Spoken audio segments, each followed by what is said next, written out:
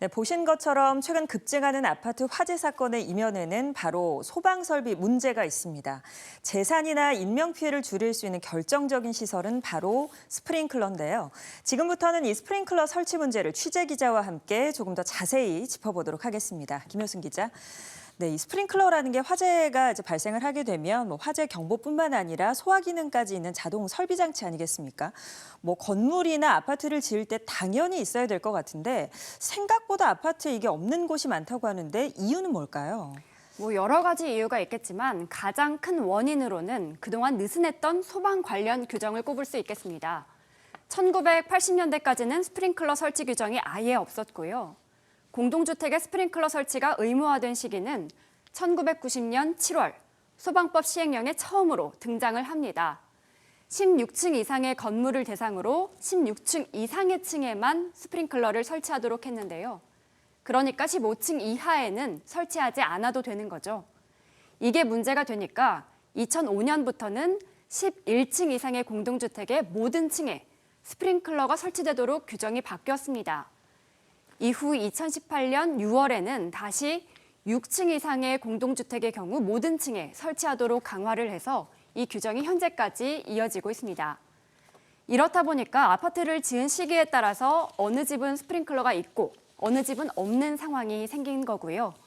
경기 지역에는 1990년대 이후 일기 신도시를 중심으로 대규모 아파트들이 많이 들어서다 보니까 스프링클러가 없는 아파트가 많은 상황입니다. 네, 그러니까 이 주거 형태가 발전하는 동안에 스프링클러 관련된 규정은 거의 과거에 머물러 있다라고 생각이 좀 드는데 일단 보면 얘기하신 걸 정리해보면 80년대에 지은 아파트는 거의 전부 없다라고 볼 수 있을 것 같고요. 90년대에 만든 아파트도 16층 이상이다 보니까 15층 이하는 의무가 아니지 않습니까? 그러면 거의 없지 않을까 하는 생각이 좀 들어요. 경기도 내 이 스프링클러가 없는 아파트도 어떻게 좀 파악이 되고 있습니까? 안타깝게도요, 정확한 현황을 알 수가 없습니다. 네. 지자체에서 스프링클러 설치 현황 자료를 갖고 있지 않아서 대략 추정만 할 뿐인데요. 그래서 앞서 살펴본 소방관련법 제정 시기와 아파트 준공 연도로 비교를 해봤습니다. 지난해 2월을 기준으로 도내에 있는 아파트 325만 9천여 세대에 달하는데요. 1989년까지 지어진 아파트는 13만 5천여 세대로 관련 법이 없었던 시기이기 때문에 모두 스프링클러가 없을 걸로 추정이 됩니다. 문제는 1990년부터 2000년대 초반까지 지어진 아파트입니다. 이 시기에 지어진 아파트는 무려 130만 3천여 세대에 달하고요. 그 가운데 의무적으로 설치해야 하는 아파트 16층 이상이죠. 86만 2천여 세대입니다. 그러니까 나머지 최소 44만여 세대는 스프링클러가 없을 걸로 추정이 되고 있는 겁니다. 생각보다 굉장히 많은 것 같습니다. 보시고 계시겠지만 약 34%가 맞습니다. 설치가 되지 않고 있다는 건데 생각해보면 세 집 중에 한 집은 없다라고 봐도 무방하네요. 그러면 이제 규정상 16층 넘는 아파트에 15층까지는 의무가 아니다 보니까 이 저층 아파트들은 어떻게 되는 겁니까? 맞습니다. 16층 이상이라도 15층까지는 지을 의무가 없다 보니까요. 네. 대부분의 집들은 설치가 안 됐을 수 있다 이렇게 보입니다. 하지만 앞서 말씀드린 것처럼 지자체들이 구체적인 현황을 가지고 있지 않아서 추정만 할 뿐인데요. 건물을 지은 건설 업체나 허가 시기에 따라서 조금씩 다르겠지만요. 상당수 아파트는 없을 걸로 보이고요. 90년대 노후 아파트 중 60만 세대 이상의 스프링클러 설치가 안 돼 있을 거란 추정도 나오고 있습니다. 60만 세대 이상의 스프링클러가 설치가 안 될 것으로 추정이 된다. 정말 많은 세대인데 왜 우리가 아파트가 오래되면 리모델링 같은 거 신경 많이 쓰는데 사실 진짜 신경 써야 될 건 스프링클러 문제인 것 같습니다. 그럼 어떻습니까? 최근에 지은 아파트들은 좀 의무적으로 설치가 되고 있습니까?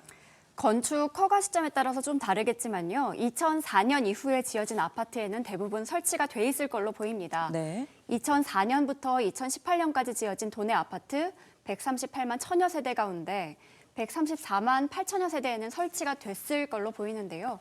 그러니까 11층 이상인 건물은 대체로 지어져 있고 네. 10층 이하인 건물 약 2.3% 정도에만 스프링클러 설치가 안 될 것으로 보입니다. 그리고 2019년 이후 지어진 공동주택 43만 9천여 세대 가운데 스프링클러 기준인 6층 이상인 공동주택은 43만 천여 세대입니다.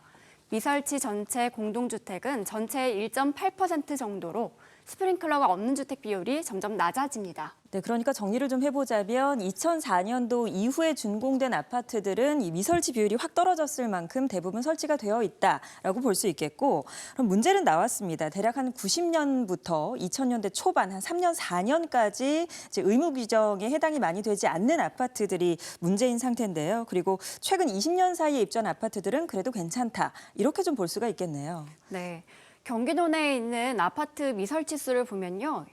대략적으로 61만 6천여 세대 스프링클러가 없을 것으로 보입니다. 네. 건축 허가 시점 등을 고려하면 스프링클러가 없는 아파트는 훨씬 더 많을 수가 있는데요.